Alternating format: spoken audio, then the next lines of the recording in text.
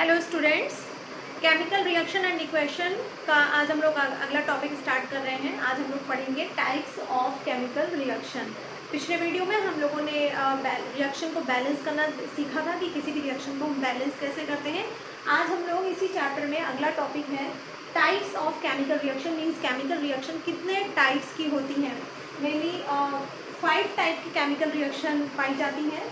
सबसे पहले combination reaction, second one is decomposition reaction, after that displacement reaction, double displacement reaction, oxidation and reduction reaction, जिसे short language में हम redox भी बोलते हैं। ऑक्सीडेशन एंड रिडक्शन कहिए या रिडॉक्स रिएक्शन भी कह सकते हैं। ओके, क्यों कहते हैं रिडॉक्स रिएक्शन, ये सब कुछ भी हम इसमें आज देखेंगे। सबसे पहले हम स्टडी करते हैं कॉम्बिनेशन रिएक्शन को कि कॉम्बिनेशन रिएक्शन किसको कहते हैं। देखिए, कॉम्बिनेशन जो शब्द से ही पता चल रहा है कि कंबाइन करना, कंबाइन मतलब जुड़ना, ठीक है। तो कॉम्बिनेशन रिएक्शन में कुछ ऐसा होगा कि कुछ चीज़ें जुड़ेंगी जिसकी वजह से एक नया सब्सटेंस बनेगा, एक न्यू केमिकल सब्सटेंस प्राप्त होगा। इस वजह से इसे कॉम्बिनेशन रिएक्शन कहते हैं। अगर हमें डिफाइन करना हो, those reaction in which 2 or more chemical substance combined together and form a single chemical substance are known as combination reaction। Means ऐसी रिएक्शन जिसमें 2 या 2 से ज़्यादा केमिकल सब्सटेंस आपस में जुड़ते हैं और जुड़कर एक सिंगल नया केमिकल सब्सटेंस बनाते हैं, ऐसी रिएक्शन को बोलते हैं कॉम्बिनेशन रिएक्शन। थोड़ा एग्जांपल के थ्रू हम इसको समझाने की कोशिश करते हैं। जैसे मान लीजिए कि ये है हमारे पास कोई रिएक्शन, कोई केमिकल सब्सटेंस, ठीक है। इस केमिकल सब्सटेंस का नाम है ए। पहले हम केमिकल फॉर्मूला पे बाद में जाते हैं, पहले हम थोड़ा इजी वे में समझने की कोशिश करते हैं। ये एक केमिकल सब्सटेंस है जिसका नाम है ए, और एक और केमिकल सब्सटेंस है हमारे पास जिसका नाम है बी। ये 2 केमिकल सब्सटेंस हैं, इनको हम आपस में मिलाएं तो ये दोनों आपस में इस तरीके से जुड़ जाएं कि इनके जुड़ने से एक नया सब्सटेंस बन जाए, दैट इज ए बी। यानी आपने ए केमिकल सब्सटेंस है और एक केमिकल सब्सटेंस है बी, दोनों को आपस में मिलाया तो दोनों आपस में ऐसे ज्वाइंट हो गए, ऐसे जुड़ गए कि एक नया केमिकल सब्सटेंस बन गया ए बी। ओके, अब आपको समझ में आ रहा होगा कॉम्बिनेशन रिएक्शन कहने का क्या मतलब है मेरा, ठीक है। तो ये जो होते हैं एरो के लेफ्ट साइड में, इनको क्या बोलते हैं, रिएक्टेंट बोलते हैं। एरो के राइट साइड में जो हम लिखते हैं वो हमारा प्रोडक्ट होता है। यानी जो रिएक्टेंट होगा हमारा वो 2 हो सकता है या 2 से ज़्यादा हो सकता है, बट प्रोडक्ट हमेशा 1 होता है in case of combination reaction. ये पहचानने का तरीका होता है। अगर आपको कॉम्बिनेशन रिएक्शन पहचाननी है तो कोई भी 2 या 2 से ज़्यादा सब्सटेंस यानी रिएक्टेंट आपको ज़्यादा नंबर में मिल सकते हैं, 2 या 2 से ज़्यादा, लेकिन जो प्रोडक्ट होगा वो सिंगल होगा।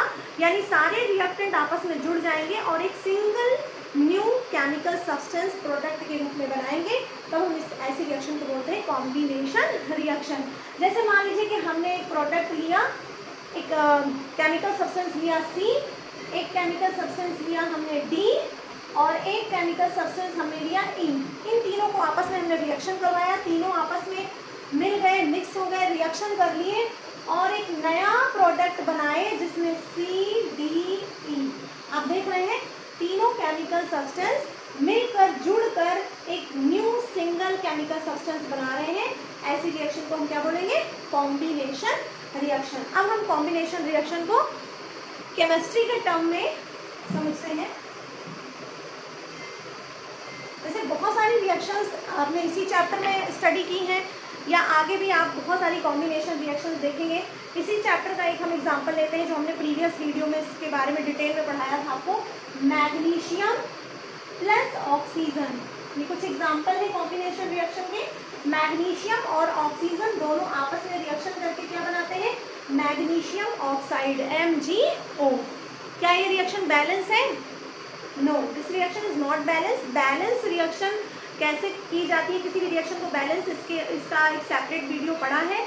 अगर अभी तक आपने रिएक्शन को बैलेंस करना नहीं सीखा है तो डिस्क्रिप्शन बॉक्स में उस वीडियो का लिंक मैं डाल दूंगी, आप वो भी एक बार देख लेंगे तो आपको समझ में आ जाएगा कि रिएक्शन को बैलेंस कैसे करते हैं। मैग्नीशियम और ऑक्साइड मिलकर बनाते हैं MgO। ये रिएक्शन बैलेंस नहीं है क्योंकि यहाँ पे O2 है, यहाँ सिंगल O है, तो यहाँ पे हमें 2MgO करना पड़ेगा और यहाँ पे 2Mg भी करना पड़ेगा। ठीक है, अब यहाँ आप देख रहे हैं कि रिएक्टेंट हमारे कितने हैं, 2 हैं।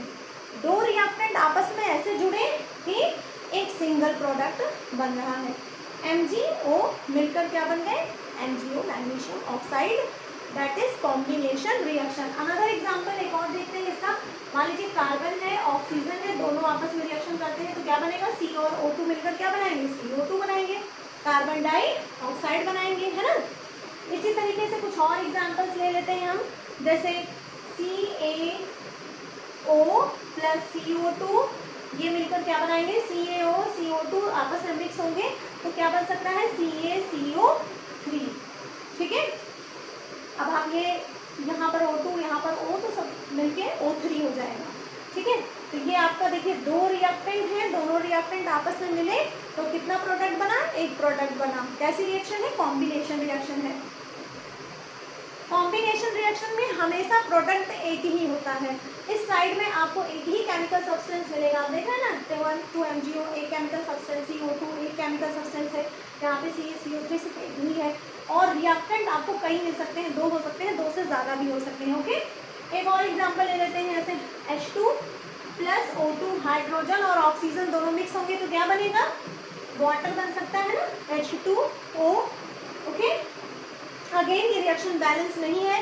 बैलेंस कैसे करते हैं, वीडियो को जरूर देख लीजिएगा। बैलेंस करने वाली रिएक्शन, यहाँ पे O2 है, यहाँ O है, तो हमें यहाँ बैलेंस करने के लिए 2 लगाना पड़ेगा और इधर भी 2 करना पड़ेगा। तो ये सारे आपके एग्जाम्पल हो गए कॉम्बिनेशन रिएक्शन के। एक और एग्जाम्पल ले लेते हैं हम, बहुत ही कॉमन है, आपकी बुक में दिया गया है, CaO plus water H2O, CaOH whole twice. हमने एक वीडियो में इसका कॉमन नेम भी बताया है, कैल्शियम ऑक्साइड इसका केमिकल नेम होता है, बट इसको हम क्विकलाइन भी बोलते हैं। एग्जाम में कई बार पूछा जाता है कि क्विकलाइन का फॉर्मूला बताइए, और इसको क्या बोलते हैं, CaOH होल ट्वाइस को स्लेव लाइन बोलते हैं। Okay, these are some examples of combination reaction. Okay,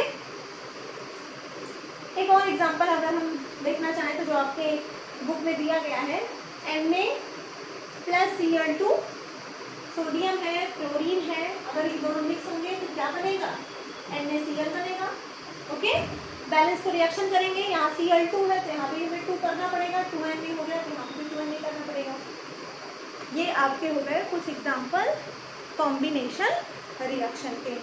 अब हम देख लेते हैं डीकम्पोजिशन रिएक्शन को। तो अगर हम डिफाइन करें डीकम्पोजिशन रिएक्शन को तो कैसे डिफाइन करेंगे, those reactions in which a single chemical substance break into 2 or more simple substances are known as decomposition reaction। Means ऐसी रिएक्शन जिसमें एक सिंगल केमिकल सब्सटेंस ब्रेक होता है और 2 or more simple chemical substance बनाता है। यानी अगर हम कहें तो ये सिंपली अपोजिट है कॉम्बिनेशन रिएक्शन का। कॉम्बिनेशन रिएक्शन का जस्ट अपोजिट होता है डीकम्पोजिशन रिएक्शन में। कॉम्बिनेशन रिएक्शन में दो या दो से ज़्यादा रिएक्टेंट आपस में मिलकर एक प्रोडक्ट बना रहे थे, और यहाँ पे एक रिएक्टेंट कई प्रोडक्ट बनाएगा। ठीक है, यानी जैसे मान लीजिए ये एक हमारे पास केमिकल सब्सटेंस है, इसका नाम है AB।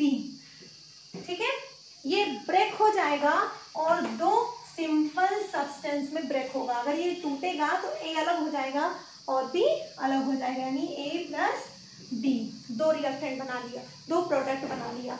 एक सिंगल रिएक्टेंट है इसमें और प्रोडक्ट 2 या 2 से ज्यादा हो सकते हैं। ठीक है,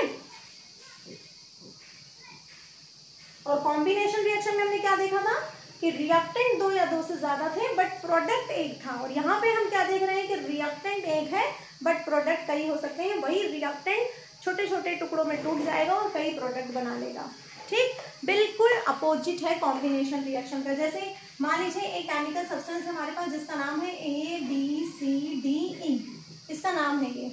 अब ये ब्रेक होगा तो कई सिंपल सब्सटेंस में ब्रेक हो जाएगा, A अलग हो जाएगा, B अलग हो जाएगा, C अलग हो जाएगा, या आप कह सकते हैं AB CD और E ऐसे भी टूट सकता है।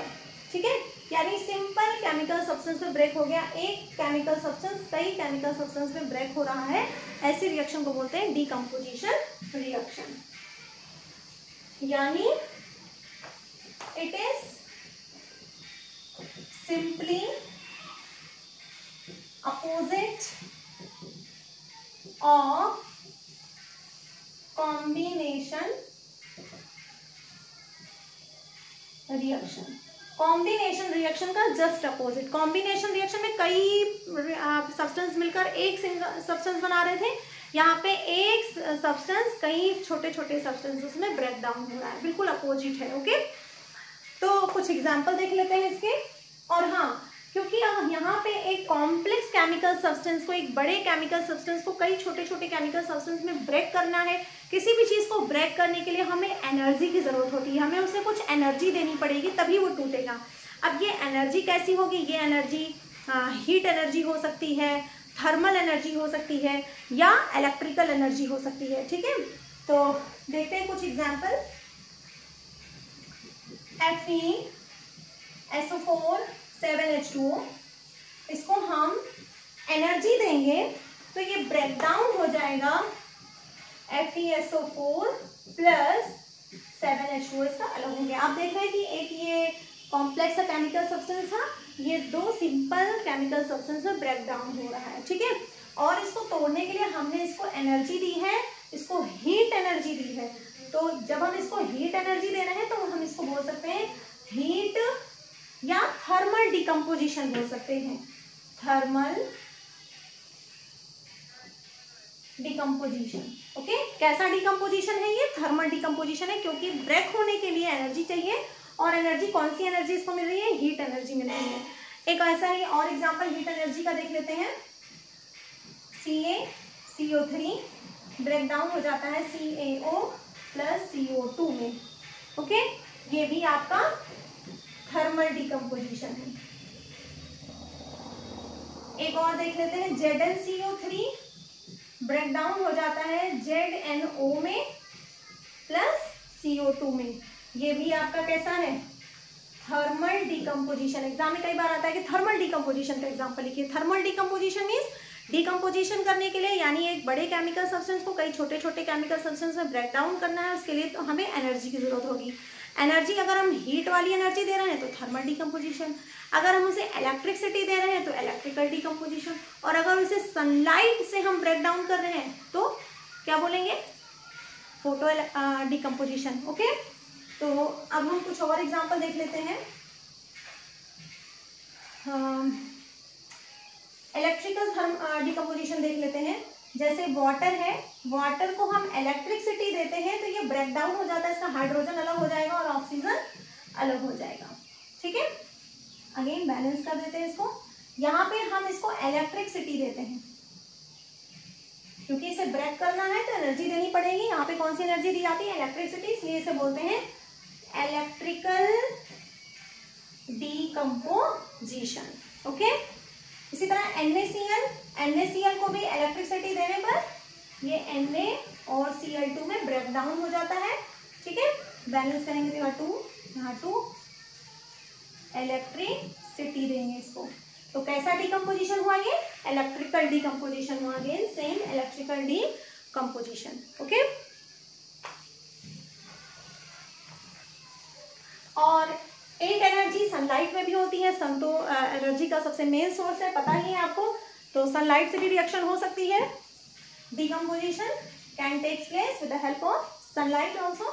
देन AgCl को अगर हम सनलाइट प्रोवाइड करें, सनलाइट में इसको रख दें AgCl को, तो ये सनलाइट की एनर्जी से ब्रेक डाउन हो जाएगा, इसका Ag अलग हो जाएगा, क्लोरीन अलग हो जाएगा। क्लोरीन को Cl2 लिखते हैं, इसलिए इधर भी हमें 2 करना पड़ेगा, फिर 2Ag हो जाएगा, तो यहाँ पे भी 2Ag करना पड़ेगा, नहीं बैलेंस करना पड़ेगा रिएक्शन को। यहाँ पे डिकम्पोजिशन के लिए एनर्जी कहाँ से मिल रही है? सनलाइट से मिल रही है, इसलिए हम इसको बोलेंगे फोटो डिकम्पोजिशन। ये फोटो डिकम्पोजिशन का एग्जाम्पल है। ओके, इसी तरीके से AgBr, इसको भी सनलाइट अगर हम प्रोवाइड करें तो Ag अलग हो जाएगा, ब्रोमीन अलग हो जाएगा, ब्रोमीन को Br2 लिखते हैं, तो इधर भी हमें 2 करना पड़ेगा, यहाँ पे भी 2 करना पड़ेगा। कैसा डिकम्पोजिशन है, क्योंकि सनलाइट से एनर्जी मिल रही है तो फोटो डिकम्पोजिशन है। एक और एग्जांपल देख लेते हैं, H2O2, इसको भी सनलाइट प्रोवाइड करें तो ये इसका H2O पार्ट यानी वाटर अलग हो जाएगा और ऑक्सीजन अलग हो जाएगा। ठीक है, तो ये भी आपका सनलाइट से हो रहा है, इसलिए ये कैसा है, फोटो डिकम्पोजिशन। फोटो डिकम्पोजिशन यानी सिंपल आप सभी डिकम्पोजिशन के एग्जांपल में आप देख रहे हैं कि रिएक्टेंट एक है, AgCl एक रिएक्टेंट, AgBr एक रिएक्टेंट, H2O2 एक रिएक्टेंट, लेकिन प्रोडक्ट 2 या 2 से ज़्यादा होंगे। और कंपोजिशन रिएक्शन में हमने क्या देखा था, रिएक्टेंट कई हैं बट प्रोडक्ट एक है, बिल्कुल अपोजिट है उसका। ठीक है, तो बस आज के लिए इतना ही। आज हम लोगों ने 2 टाइप्स ऑफ केमिकल रिएक्शन देखे, combination and composition and decomposition reaction. अगली बार हम लोग डिस्प्लेसमेंट रिएक्शन के बारे में स्टडी करेंगे। तब तक इसका नोट्स बनाइए, पढ़िए अच्छे से, जो भी ना आए उसको कमेंट बॉक्स में पूछिए। Okay, till then goodbye and keep learning.